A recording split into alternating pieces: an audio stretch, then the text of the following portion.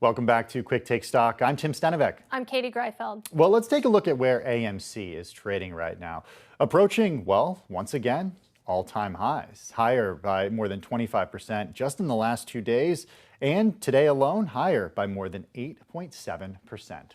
Joining us now is Trey Collins. He's otherwise known as Treys Trades. He's made quite the name for himself within the meme stock community and even with AMC CEO Adam Aron, whom he interviewed for nearly an hour earlier this month in the midst of all of the volatility. Trey's got almost 350,000 YouTube subscribers, and on Twitter, which he joined in only January of this year, he's got more than 180,000 followers.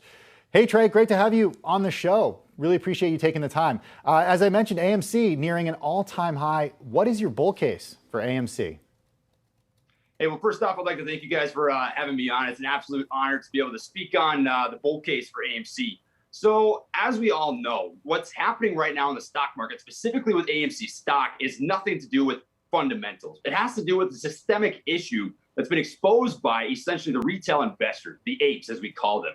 And that issue is a lot of different facets that have bred essentially what's happening right now over the last 6 months, whether it be the failure to deliver system that's coming from the call options chain, call options run out the money to in the money, whether it be naked short selling, whether it be collateral issues, whether it be heavy leveraging coming from big banks to these hedge funds that are shorting the stock. Essentially what happened is the apes out here, the retail investor, noticed that AMC stock and many others were really being heavily shorted, despite the fact that every single month the fundamentals continue to improve. So what's happened here is you've got a momentum play, a short squeeze effect coupled with a gamma squeeze effect, because there's so many call options that could potentially run in the money this week. And that's what you've got. You've got the short squeeze that's on the table. You've got a gamma squeeze that's on the table, which is essentially just this idea of these call options running in the money, getting hedged for by market makers. And then a lot of people who are just trying to play the momentum, the swing trade of this entire setup. So Trey, let's talk about that a little bit. I think everyone knows what a short squeeze is by now, but what is a gamma squeeze? What's going on here when you look at the options market and the bets that are being placed there? Absolutely, great question. So what you're seeing here with a gamma squeeze is AMC's options chain is very abnormal. And it's abnormal in the sense that you don't typically get that much call option or put option activity. In fact, I remember Adam Aron stating publicly that about 11% of the total options market was in AMC a couple weeks back when I interviewed him. Now, this poses some really huge gamma effects, because what happens is market makers write up contracts, and it's a way to leverage not a lot of money to make a lot of gains. Now, if you have a call option that's out the money, right? Let's say the strike price is $65. It's currently trading at $60. And it starts to run in the money. These market makers have to hedge for the opportunity that some investors might end up exercising those calls. And where do they purchase the stock, the underlying stock for those options? It's from the market, right? It comes from the retail investor, the institutional investor, whoever's holding long stock. They have to purchase something off of the market. And that drives this feedback loop of gamma squeezing. Now, this week is incredibly exciting because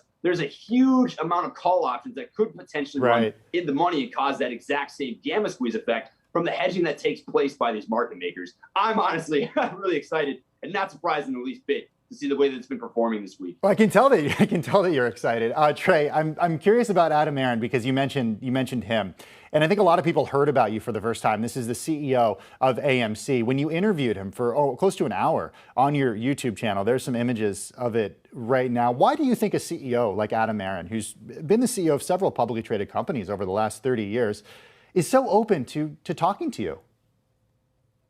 You know, I asked myself that question initially too, but the way that it all happened was pretty fascinating. So I actually tweeted out to Adam Aron on Twitter, and I said, hey, there's a huge group of retail investors out there, the apes, who would love to hear some feedback on the company. And about a week and a half later, he ended up shooting me a tweet back, and he said, hey, I'd love to chat with you. We ended up having a phone call, and he found me because his son actually watched my YouTube channel, which is a pretty cool little thing. But I think what ended up happening is he watched kind of the due diligence, the research, the number crunching, the fundamental thesis that I've been, essentially just diving into over the last 6 months with AMC. And I think that he just saw an opportunity to connect in a way that CEOs have never done before. What I try to do with my YouTube channel is not influence anything that anybody does. I try to lay facts and information, right? We don't want to disprove fact through speculation. I just want to lay the facts out there. And I think that Adam Aron saw that opportunity to use that platform to speak with a wide variety of people, answer questions and concerns, that a lot of people have. And to be frank, he spends a lot of time on Twitter, Reddit, just reading through and combing through all the questions and concerns that the retail investor of his company has. And it's a unique scenario because over 80% of AMC is retail investors. So you really do have to feed into what the little guy essentially wants to see out of the company. And he just wanted to bridge that gap. Honestly, he's setting the bar. It's an incredible thing to see. So Trey, I mean, you said it yourself that the stock is a bit disconnected from fundamentals now, to put it mildly. And even though the outlook for AMC is improving, people are going back to theaters. I mean, the stock is up. I mean, the gains are approaching 3,000%. Are you at all worried that, these gains could evaporate and the shares could come down just as quickly as they went up, and what that means for all the retail traders that are now in the stock? So, great question. The important thing to drive home, especially with AMC stock, is we're not here. If you're invested in AMC, you're not here for the fundamentals. You're here because it is a momentum trade. Now, with momentum trading, obviously comes risk. And that's something that, I make sure to talk about a huge amount on the channel, as you really do not want to trade a stock with more capital that makes you feel uncomfortable or comfortable. So with that sort of scenario, there's obviously risks on the table, especially with the derivatives market. But I really do think there's more on the table because fundamentally speaking, just looking at pure numbers, right? There's about 12.5% short interest still sitting on the stock. And there's still a huge amount of call options that are currently out the money. So essentially what this means is if this continues to sit where it is right now and short positions continue to accrue losses, it costs the money simply to hold if it trades sideways, but it costs the retail investor nothing. So I really do think there's more on the table. Of course, there's risk. There's nothing guaranteed about the stock market, but I think there's more risk to short sellers than there is to people who are playing a long position here. Hey, Trey, what's the next stock, the next target for the apes? What are you watching? To be honest with you, I think I'm going to cross that bridge when we get to it. But I want to just continue to preach about a systemic change in the stock market. So whatever that ends up being down the road, I want to see a better stock market for myself, for my future children, for the future apes out there who want to invest in the market. I think just systemically, the way that everything is built is geared towards the people who are already well off. And I'd really love to see the retail investor come away with the win here, because to be frank, there's a lot of people on financial media who are betting against the retail investor. And I really am excited to see how this storybook plays out and rolls into the next stock. But I think it's going to be one where the little guy gets the win. And I'm very excited for it. Well, to that point, Trey, and what you say about the way that you think that retail investors are portrayed by the media, what do you think it's going to take for retail investors, for people like this Apes Army, to be taken seriously? I think money talks. I think money talks volumes. And there's a lot of people out there, retail investors, who have made a lot of money. I've been messaged by hundreds of people who become millionaires off of AMC, hundreds, GameStop, XYZ shorted stocks. And money talks the exact same way for these big firms, hedge funds, and suits. If they're in the hurt box and they're really hurting, that is going to speak volumes to them. It makes people wake up. No good change in the world ever comes without friction. And that's the friction that I'm talking about, is money. It speaks. So I think as the retail trader continues to make money, and you see this shift, there used to be bulls, there's bears, now you've got apes. The apes out here are showing that there is a new wave of trading that is coming to the stock market. And AMC is a culmination of that exact thing. So Trey, I want to ask about you, because your following has just exploded in recent months. And it kind of reminds me of what we saw with Keith Gill, better known as Roaring Kitty. And Roaring Kitty, I mean, he was hauled in front of Congress. Are you at all worried that, regulators might contact you, or what the future might look like there? I think I've done a pretty decent job of covering, essentially what I recognize as not being a financial advisor, right? I present information. I, in no way, shape, or form, am ever here to tell somebody to buy, when to sell. In fact, if you watch any of my videos, I just put one out this morning, especially, I say it is your financial responsibility to make your own decisions, right? I'm not here to do that for you. What I can do is lay out information, right? I can say, look, there's this going on with the fundamentals. There's this going on with the box office sales. You've got this for short interest. You've got this for failure to delivers. You've got this for, repo and reverse repo markets, whatever it might be, right? I can do that for you. But I'll tell you this. If they bring me in front of Congress to speak on what's going on here with the apes, I will gladly defend them, and I will gladly show up, because I stand for exactly what this entire movement stands for. There's no leaders in this. There are only apes and people who like the stock, and that's as simple as it gets. No leader. Access the financial world on demand. Hear from leading economists, policymakers, and industry experts via live and on-demand webinars, only from Bloomberg. Start exploring to see what's moving the markets. Visit Bloomberg.com/webinars. Our generation's biggest problem. Climate change is happening. And the world's most innovative solutions. Transport, industry, buildings, electricity, all of those things. Everything you need to know about our changing environment, the politics of global warming. We can and we will deal with climate change. In the fight against climate change, Bloomberg Green has you covered.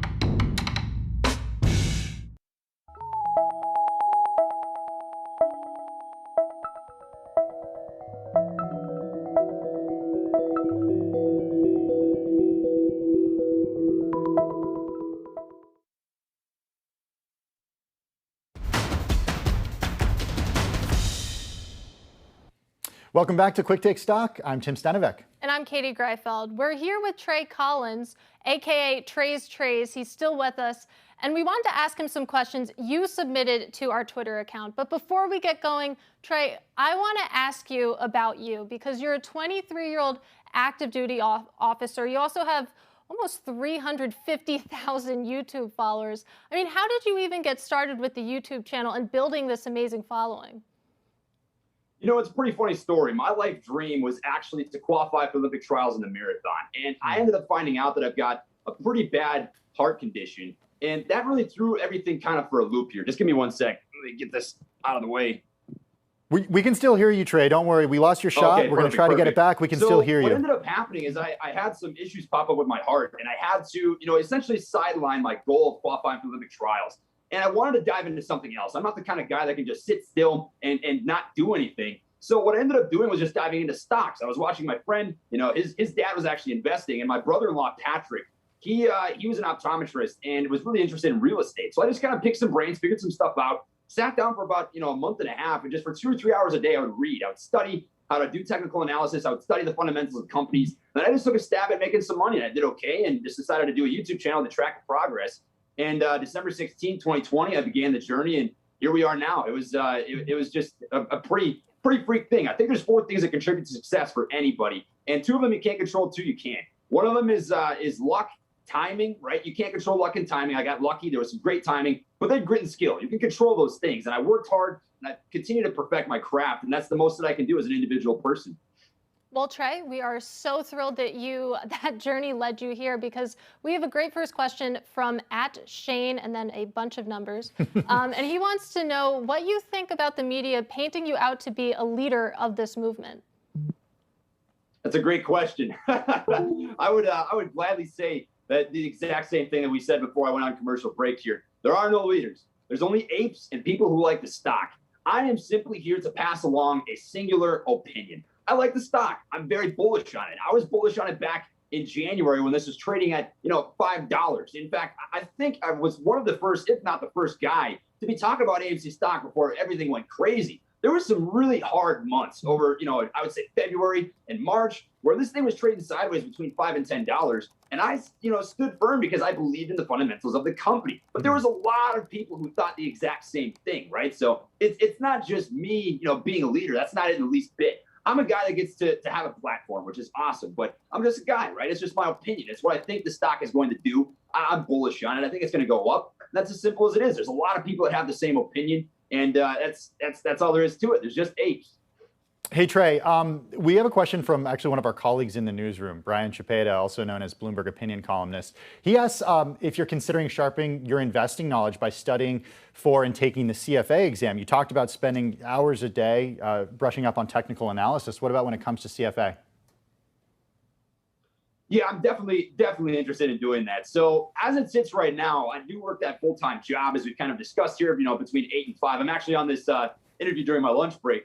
But once, that storybook eventually closes someday, what I want to do is go back to school so that I can study, tax information and really dig into the deep depths of the market so that I can, maybe someday get licensed. But my life goal at this point is to really work towards two things: a better systemic, platform for the market to operate on, and to help educate people, right? Not necessarily in a legal standing, but to pass along information that I was able to learn. I'm going to be completely blunt with you. I'm not going to claim to be the smartest guy on the planet. I'm not going to claim to be the guy that's going to make the most money on the planet. But I will claim to be the hardest working guy and the dude who's always going to step up to the plate and try and really genuinely, pass along something that's worth something. So that's my game plan. I'm not going anywhere. So, Trey, the next question comes from @StonksBatman, love that name, and he wants to know what you think of what he calls the illegal practice of stock bashing running rampant recently. So this is actually really interesting. I went onto Fox Business, and Charles ended up asking me a question right at the end. He said, "What do you think is the greatest threat to the apes, to the retail investor?" And I said infiltration.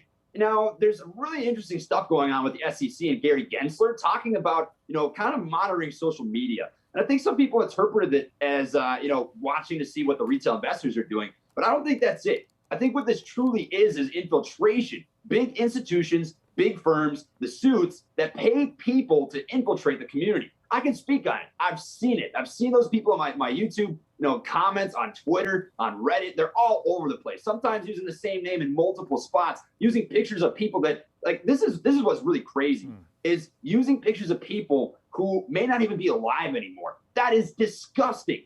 It's absolutely atrocious. And I think that's really what's going on here. It's a terrible thing and it needs to get cracked down on. And I hope that's what the SEC and Gary Gensler are truly talking about when they talk about monitoring social media. Trey Collins is the host of Treys Trades on YouTube. Trey, thanks so much for joining us on Quick Take Stock. Really appreciate you. I appreciate your time.